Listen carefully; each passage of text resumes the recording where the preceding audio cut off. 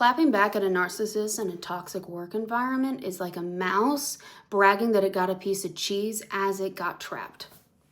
And as I said in my previous video, and as this person articulates here, that is the point.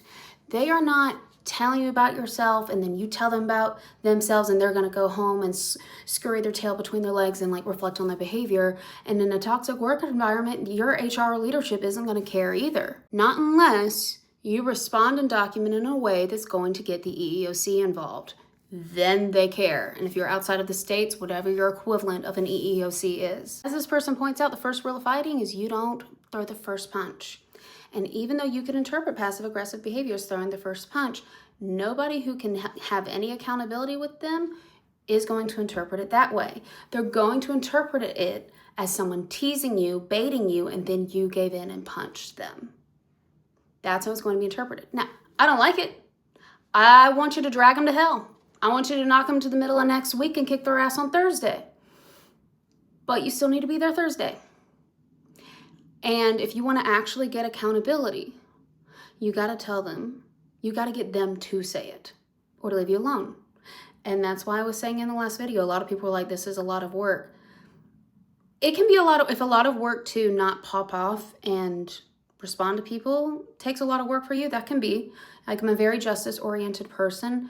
So it can be a lot for me to not try to tell them about themselves because I don't feel like it's fair. But I have to rework how I frame that as I want you to actually get held accountable. So I'm not going to fall for it.